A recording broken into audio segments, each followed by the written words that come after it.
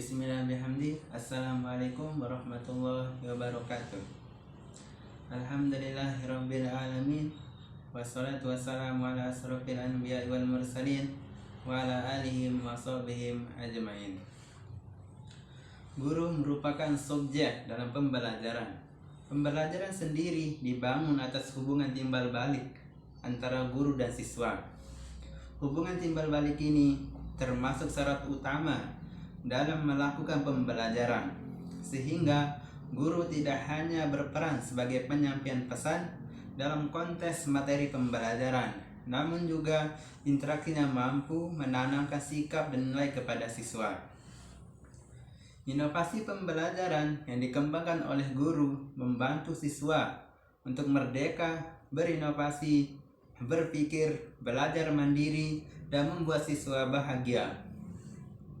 Dengan memberikan keluasan kepada guru dalam mengembangkan pembelajaran, maka guru perlu memahami dan menguasai model pembelajaran, pendekatan, strategi dan metode pembelajaran yang tepat sesuai dengan kebutuhan siswa.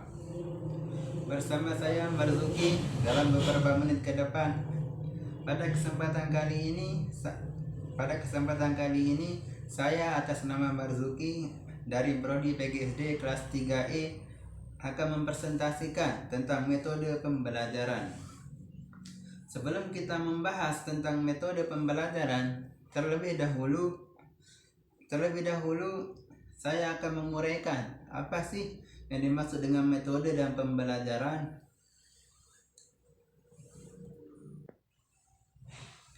Jadi, dalam Kamus Besar Bahasa Indonesia, metode adalah cara yang teratur dan berpikir baik untuk mencapai maksud sehingga dilalui untuk menyajikan bahan pelajaran agar tercapainya tujuan pengajaran. Dalam pasal 1 Undang-Undang Nomor 20 Tahun 2003 tentang Sistem Pendidikan Nasional disebutkan pembelajaran adalah proses interaksi peserta didik dengan pendidik dan sumber belajar pada suatu lingkungan belajar. Dalam hal ini Sugiono juga menerangkan bahwa pembelajaran merupakan upaya untuk membelajarkan peserta didik yang di dalamnya ada 3 kegiatan utama, yaitu yang pertama itu merencanakan pembelajaran, kemudian yang kedua itu melaksanakan perencanaan pembelajaran, dan yang ketiga mengevaluasi pembelajaran. Jadi, pembelajaran adalah suatu proses tindakan yang disengaja pada suatu lingkungan yang di dalamnya terdapat pendidik, peserta didik, dan sumber untuk melakukan kegiatan pada situasi tertentu. Nah, berdasarkan uraian tadi, maka kita dapat menyimpulkan bahwa metode pembelajaran adalah cara pendidik untuk memberikan pelajaran pada waktu pembelajaran berlangsung, baik dalam bentuk memberitahukan atau membangkitkan. Jadi, peran metode pembelajaran ialah sebagai alat untuk menciptakan proses belajar mengajar yang kondusif. Dalam dunia pendidikan, terdapat berbagai macam metode pembelajaran. Namun, yang akan saya bahas kali ini adalah satu metode, yaitu metode ceramah. Metode ceramah adalah suatu metode pembelajaran yang paling umum digunakan. Dalam metode ini, guru memberikan penjelasan secara rinci dan terstruktur kepada siswa tentang suatu topik atau konsep pembelajaran. Seperti contohnya seperti ketika guru menjelaskan tentang buah.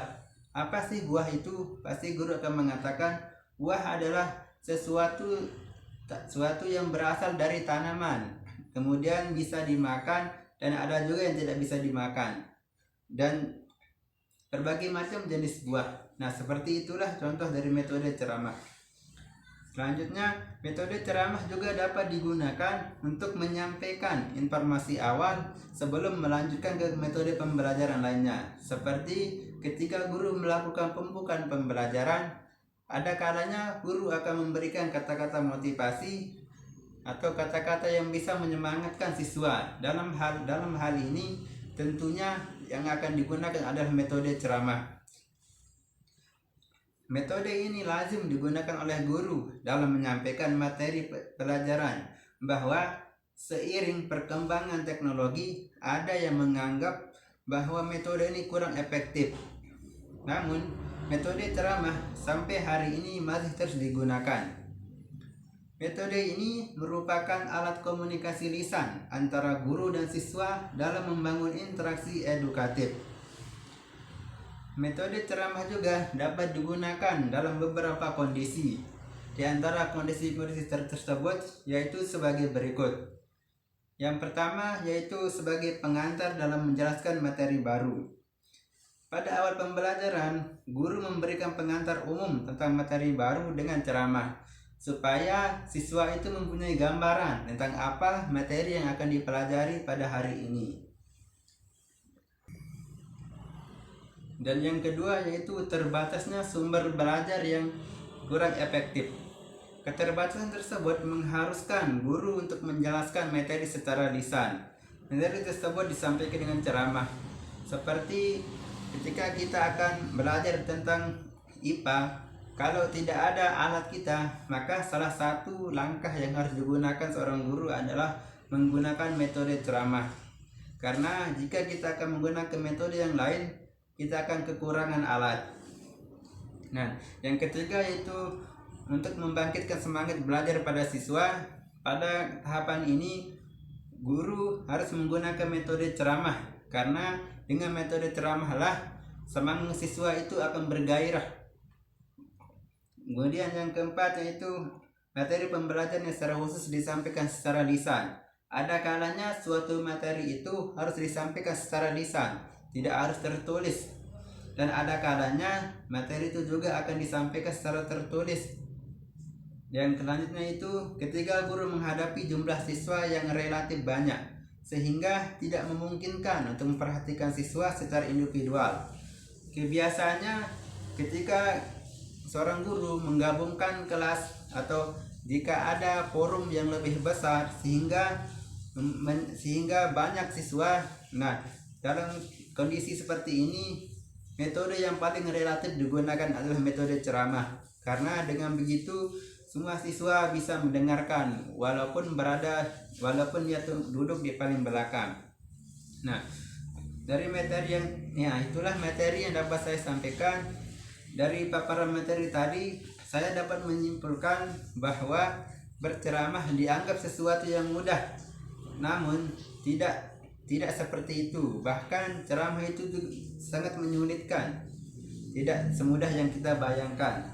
Guru hanya menyajikan informasi, tetapi dengan metode ceramah juga guru bisa membangkitkan semangat siswa. Guru perlu didukung keterampilan tertentu dalam menggunakan metode ceramah, karena jika keterampilan tersebut tidak dimiliki guru, bisa jadi guru tidak terkendali dalam berkomunikasi lisan serta membuat suasana kelas menjadi membosankan. Beberapa saran untuk guru dalam menggunakan metode ceramah yaitu yang pertama, menyusun rencana ceramah. Sebagai guru kita harus perlu menyusun rencana ceramah, karena jika kita tidak menyusun maka kita akan bicara tanpa batas dan kita akan bicara ngawur kesana kemari. Yang kedua itu menyusun pertanyaan-pertanyaan untuk diajukan pada siswa.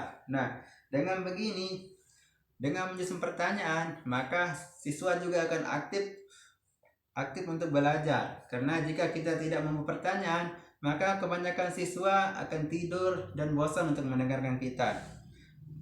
Nah, selanjutnya itu kita harus membatasi waktu ceramah. Kita juga sangat perlu membatasi waktu kita ceramah, supaya siswa kita tidak bosan mendengarkan kita bicara. Nah, demikianlah materi yang dapat saya sampaikan. Semoga apa yang kita bahas hari ini menjadi ilmu yang bermanfaat untuk kita semua dan menjadi penerang dalam kegelapan. Demikian dari saya. Kurang dan lebihnya saya minta maaf. Assalamualaikum warahmatullahi wabarakatuh.